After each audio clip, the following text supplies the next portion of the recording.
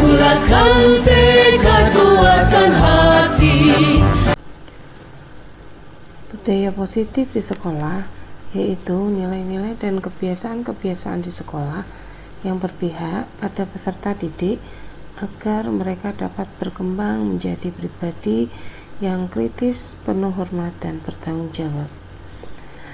Bapak Ibu, untuk budaya positif ini kita perlu melakukan perubahan paradigma, yaitu dalam membangun budaya positif, sekolah juga perlu menyediakan lingkungan yang positif, aman dan nyaman agar murid-murid dapat mampu berpikir, bertindak dan mencipta dengan merdeka, mandiri dan bertanggung jawab. Sebenarnya budaya positif sudah sering kita lakukan dan diterapkan di sekolah, diantaranya misalkan dengan apel pagi, pembiasaan membaca Asmaul Husna di pagi hari, kemudian upacara bendera, ada juga kegiatan ekstrakurikuler yang dapat menumbuhkan tanggung jawab, sikap mandiri, berpikir kritis, dan juga banyak lagi. Saya membuktikan bahwa murid-murid kita adalah bahagia lahir dan batin, memiliki karakter profil pelajar Pancasila, belajar sepanjang hayat, memiliki kebijaksanaan di masa depan. Mungkin next Pak Erik. Nah, saya percaya bahwa murid saya adalah pribadi yang unik dan tangguh, pemimpin di masa depan, berkembang sesuai dengan potensi dan minat bakatnya. Lagi, di sekolah saya mengutamakan pembelajaran inovatif, menyenangkan, berpihak pada murid. Ini saya. Jadi nanti Bapak Ibu kalau menuliskan di sini saya mengutamakan apa? Pembelajaran di kelas Bapak Ibu masing-masing. Kolaborasi dengan teman sejawat, pengembangan sarana prasarana yang berpihak pada murid. Itu karena saya di bidang Sarpas, maka saya menuliskan seperti ini. Next. Kemudian murid di sekolah saya sadar betul bahwa mereka adalah manusia yang berkarakter positif. Nah, ini harus ditanamkan. Berakhlak mulia, mereka bahagia lahir dan batin, mereka mandiri, cerdas, terampil dan tangguh, mereka memiliki kebijaksanaan di masa depan. Lagi, saya dan guru lain di sekolah yakin untuk menjadi teladan dan role model bagi murid, menuntun murid menemukan jati dirinya sesuai dengan potensinya, menciptakan kolaborasi dalam pengembangan pembelajaran, berinovatif dan mengikuti perkembangan zaman. Next. Jadi intinya guru dan murid harus bahagia, Bapak Ibu. Saya dan guru lain di sekolah paham bahwa gerakan perubahan pembelajaran berdasarkan filosofi pemikiran KHD harus dimulai dari visi yang sama, dilakukan secara kolaboratif, terpadu, berpihak pada murid dengan memperhatikan sesuai dengan kodrat alam dan kodrat zaman. Nah, kodrat alam dan kodrat zaman sudah kita pelajari di Pak Rato? Modul apa Pak Rato?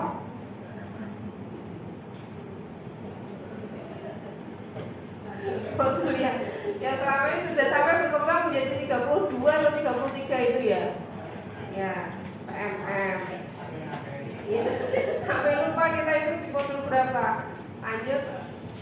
Peran guru di masa depan adalah, nah ini peran guru di masa depan kita mengajunya ke tahun 2045. Sebagai perencana, memiliki program kerja, inovator, motivator, capable person, developer, mengembangkan diri, meluarkan kemampuan, dan lain sebagainya. Mungkin nanti jawabannya seperti itu, Bapak Ibu. Kita beri waktu berapa menit, Pak Erik? 10 menit?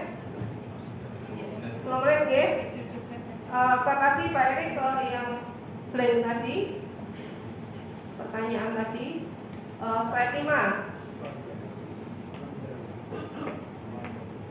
Ya, nanti setelah beberapa nanti kita akan lagi di Sikino, kemudian kita akan mulai lagi, nanti kita akan menemukan bahwa prakarsa perubahan yang akan kita lakukan apa. Karena tadi kan kita sudah punya padi bermanfaat. Nah, dari padi bermanfaat itu ditambah dengan prakarsa perubahan dari Bapak Ibu nanti bisa menambahkan nilai-nilai apa yang harus kita kembangkan yang harus kita miliki. Dalam budaya positif, kita sendiri yang memegang kontrol atas kepalan tangan kita. Apakah kita membuka atau menutup kepalan tangan kita, itu tergantung pada diri kita masing-masing, sesuai dengan kebutuhan dasar kita saat itu.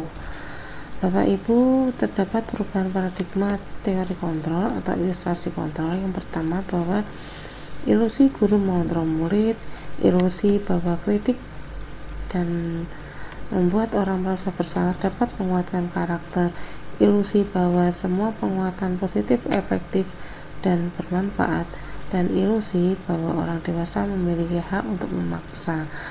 Ini yang sering kita lakukan. Nah, perubahan paradigma stimulus respon teori kontrol, sebenarnya siapa sih yang memiliki kontrol sesungguhnya? Pada stimulus respon, kita mencoba mengubah orang agar berpandangan sama dengan kita. Sebetulnya seharusnya kita berusaha memahami pandangan orang lain tentang dunia. Perilaku buruk dilihat sebagai suatu kesalahan, tetapi seharusnya semua perilaku memiliki tujuan. Orang lain bisa mengontrol saya, tidak ada yang bisa mengontrol kita selain diri kita sendiri. Pemaksaan ada pada saat bujukan gagal. Kolaborasi dan konsensus menciptakan pilihan-pilihan baru.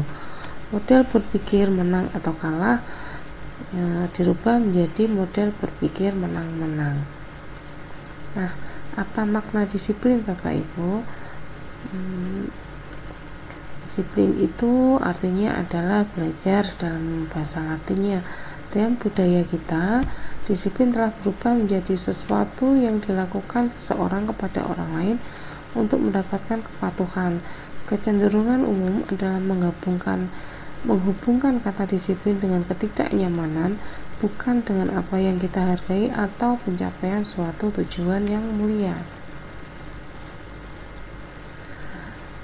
Yaitu bahwa disiplin adalah sebetulnya kemampuan memerintah diri sendiri dalam mengontrol dan menguasai diri untuk memilih tindakan yang mengacu pada nilai-nilai yang kita hargai dengan penuh tanggung jawab tanpa perintah orang lain.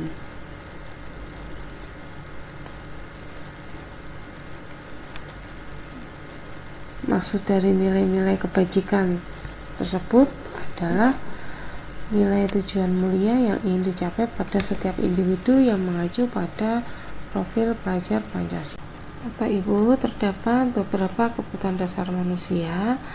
Dapat lihat di sini, yang pertama yaitu cinta kasih, kesenangan, kebebasan, dan penguasaan. Nah, jika terdapat anak yang memiliki perilaku yang berbeda dengan anak lain, maka kita harus paham kebutuhan apa yang harus dipenuhi oleh anak tersebut. Mungkin ketika anak jenuh di kelas, maka anak tersebut memiliki kebutuhan tentang kebebasan.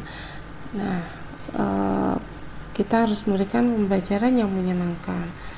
Lalu Bapak Ibu, ada contoh kasus, dan di sini terdapat 5 posisi kontrol guru, yaitu sebagai penghukum, membuat merasa bersalah, sebagai teman, sebagai pemantau, dan juga sebagai manajer. Bapak Ibu, di dalam budaya positif kita memerlukan lingkungan positif, memerlukan keyakinan kelas, dan memerlukan pengaturan kelas.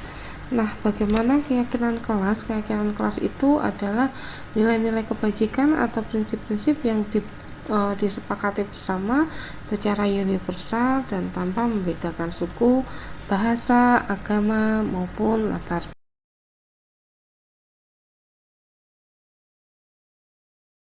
Bapak Ibu, materi selanjutnya adalah segitiga restitusi, yaitu proses menciptakan kondisi murid untuk memperbaiki kesalahan mereka sehingga mereka dapat kembali kepada kelompok mereka dengan karakter yang lebih kuat. Jadi melalui restitusi ini, guru dapat membantu murid menjadi lebih memiliki tujuan disiplin positif serta memulihkan dirinya setelah berbuat salah. Nah, ada 3 tahapan dalam segitiga restitusi, yaitu yang pertama, menstabilkan identitas, Bagaimana kita meyakinkan murid bahwa setiap orang pasti pernah melakukan kesalahan. Validasi tindakan yang salah, yaitu alasan mengapa melakukan kesalahan, dan menanyakan keyakinan nilai-nilai apa yang telah kita sepakati dan nilai apa yang telah kita langgar. Demikian untuk segitiga restitusi, semoga dapat kita pahami bersama dan diterapkan.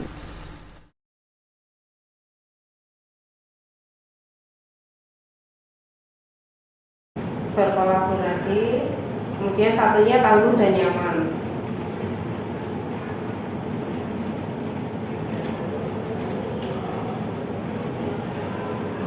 Ya, monggo Bapak Ibu kita susun.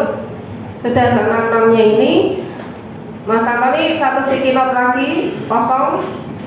Di bawahnya itu nggak apa-apa, itu dikecilkan, yang lalu dikecilkan, kita buat sticky note lagi satu. Nah,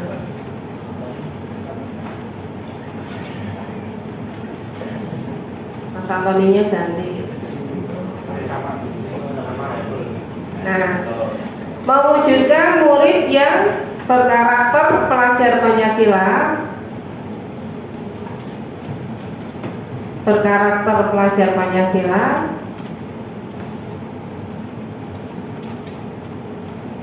lanjut apa tadi Mas? Yang kedua, yang aset unik, koma aset unik, nanti kata-katanya kita perbarui, koma aset unik. Kemudian yang ketiga tadi apa? Ketiga tadi apa Mas? Menyenangkan, menyenangkan kolaborasi, menyenangkan kolaborasi, belajar sepanjang hayat, tangguh aman, tangguh nyaman. Nah ini kita rangkai.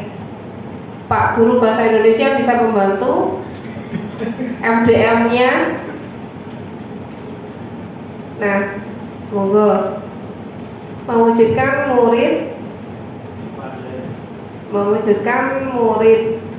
yang merupakan aset yang berkarakter pelajar Pancasila dengan pembelajaran yang menyenangkan, kolaboratif.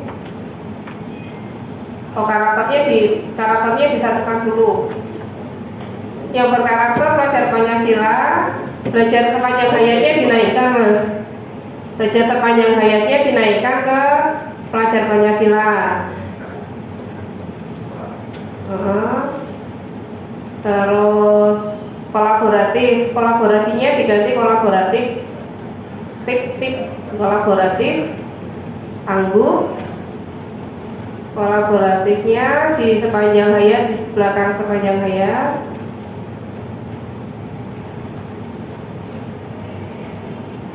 Ya di situ. Kolaboratifnya di situ, tangguhnya di setelahnya.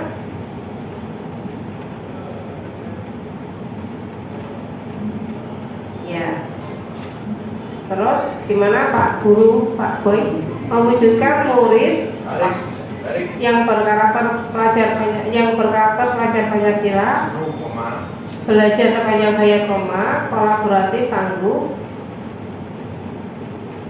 yang merupakan aset unik dengan pembelajaran yang menyenangkan dan nyaman. Yang merupakan aset unik dengan menciptakan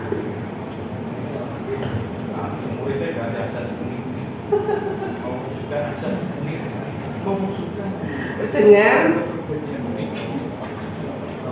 menciptakan pembelajaran menyenangkan dan nyaman.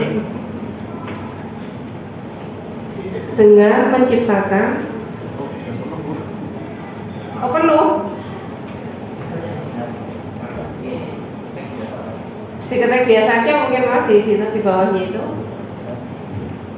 Nah,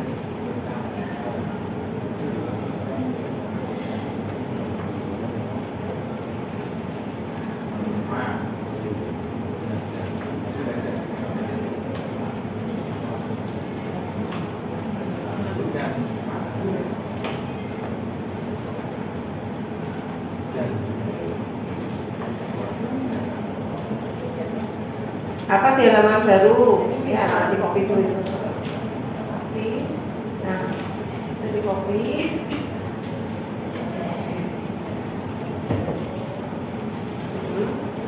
Dengan menciptakan pembelajaran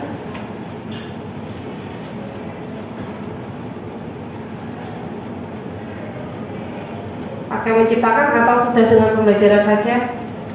Pembelajaran. Menciptakannya hilang mas, diprotes Pak Kurikulum mas. Menciptakannya hilang. Oke. Mulai yuk pas ngantuk langsung ngomong. Pembelajaran menyenangkan dan nyaman. Dan nyaman. Asal ini dengan pembelajaran menyenangkan dan lingkungan yang nyaman atau gimana? Dan lingkungan yang nyaman atau dan nyaman tok saja? Oh. Gimana Pak Boy? Ya, agak ganjel ya. Pemanfaatan aset atau gimana? Maksudnya aset gitu. Oh, asetnya hilang ya? Asetnya hilang. Asetnya hilang. Uniknya tetap mas, asetnya hilang. Uniknya di mana? Unik itu sudah unik, sudah unik. Oh, uniknya dihilangi. Uniknya hilang mas. Oke. Yang merupakannya hilang. Yang merupakannya hilang. Nah, mewujudkan murid yang berkarakter pelajar Pancasila, koma mas. Hapus apa letak belajar sepanjang hayat, kolaboratif, tangguh dengan pembelajaran menyenangkan dan nyaman. Ya, dengan pembelajaran yang menyenangkan dan nyaman. Yang aku bebek. Bagaimana Bapak Ibu bisa disepakati? Yang atas ya. Mewujudkan murid berkarakter Pancasila, belajar sepanjang hayat, kolaboratif, tangguh dengan pembelajaran yang menyenangkan dan nyaman. Bisa diterima. Nah, berarti gimana? Setelah tangguh koma Mas Saiful. Oke, siap. Ampun. Setelah nyaman titik apa gue?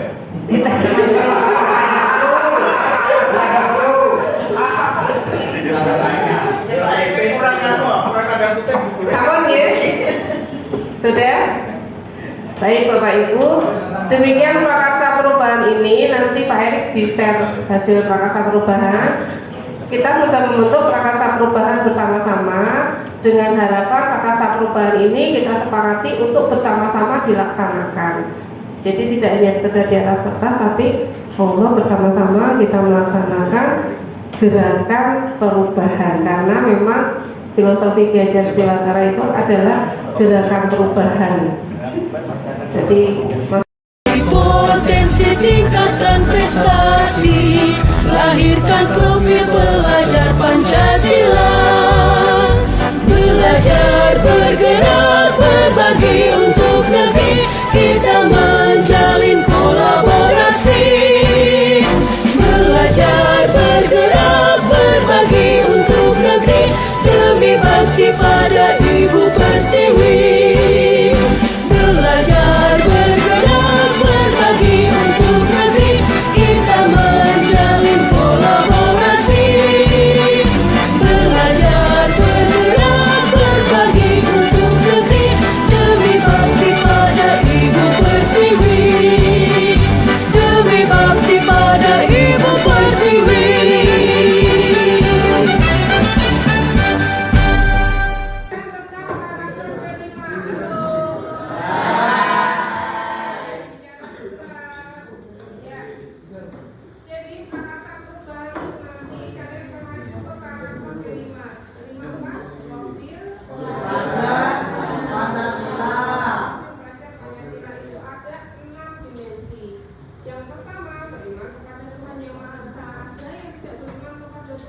masa?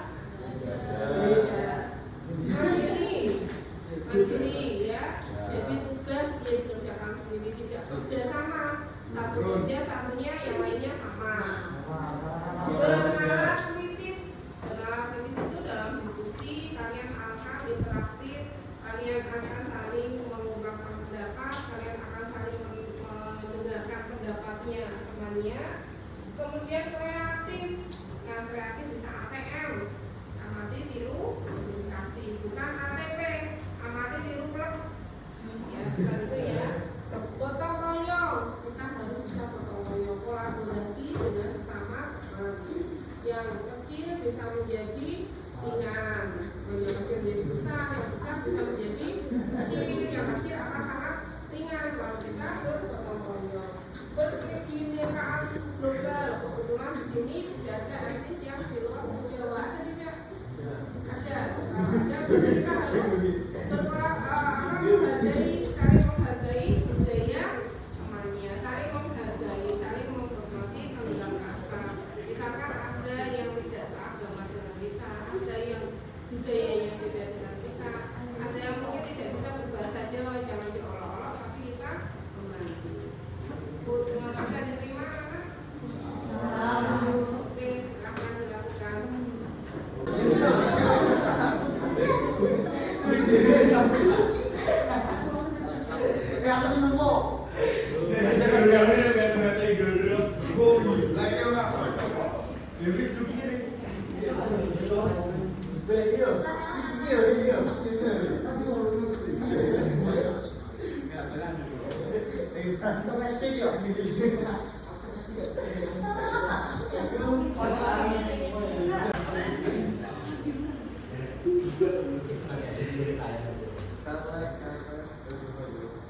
Selanjutnya berbicara dengan sopan. Setuju.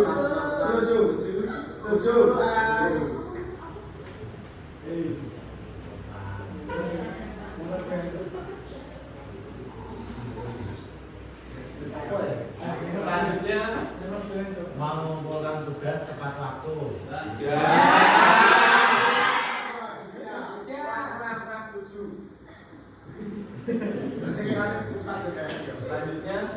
Kalau kurang setuju dibahas, yang setuju yang bagaimana? Setuju bagaimana? Ya kasih waktu.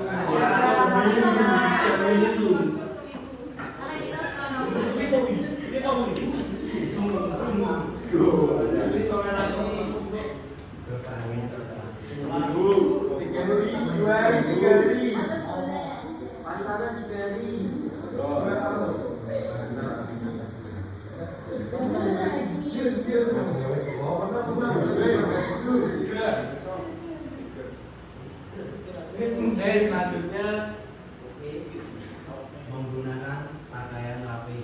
apakah teman-teman setuju?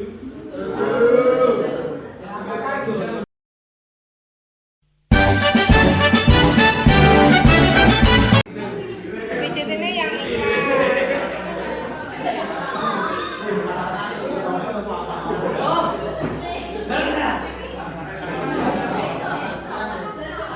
Guys. Halo.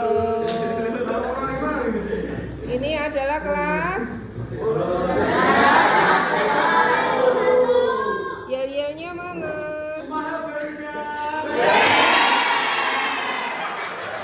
Ulangi, yel-yelnya bagaimana?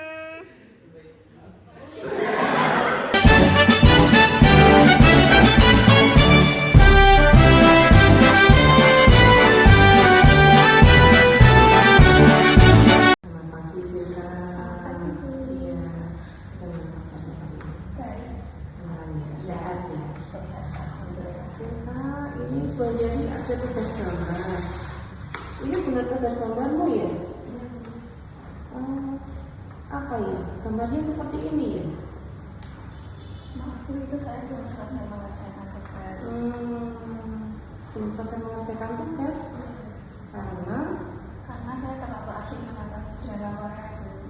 Oh, kamu suka drama Korea juga? Sama dong dengan Bu Anjani. Apa judulnya yang kamu suka yang sekarang dilihat? Saya sekarang sedang nonton drama Goblin dulu. Oh, kalau profil jadi belum itu. Nanti diceritain ya. Iya. Nah, karena keasikan nonton drakor, akhirnya Gambarnya lupa dikerjakan. gambarnya lupa dikerjakan. Kira-kira kemarin kita sudah berkeyakinan kelas kan? Betul ya? Ya sudah. Kira-kira menurut Silka keyakinan kelas apa yang Silka langgar? Di sini karena telat mengerjakan tugas atau tugasnya tidak tuntas. Tugasnya tidak tuntas, jadi Silka merasa tidak disiplin. Iya. Karena sering nonton Drakor. Oh iya. Kira-kira menurut Silka solusinya apa ya?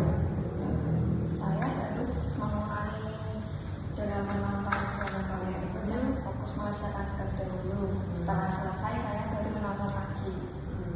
Gitu ya, itu menurut Silka. Kemudian targetnya, kan kita harus punya target. Kira-kira berapa hari Silka bisa segera mengumpulkan tugasnya? Satu hari ya, berarti besok Pak Yeri sudah bisa menerima tugasnya ya. Kemudian kalau misalkan suatu saat Silka akan menghadapi kendala lagi seperti itu, solusinya apa?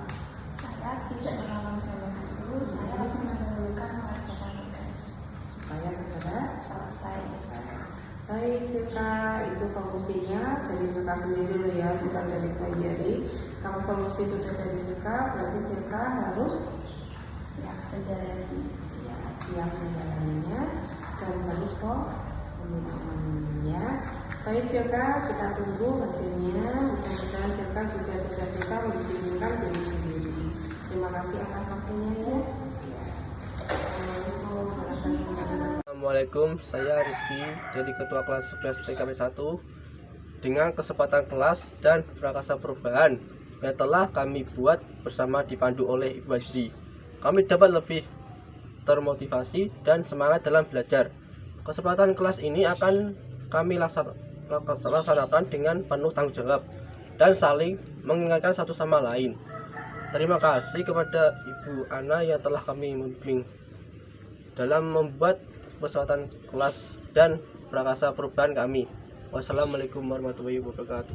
Tambah pada murid kreatif rancang pembelajaran, hargai potensi tingkatkan prestasi lahir.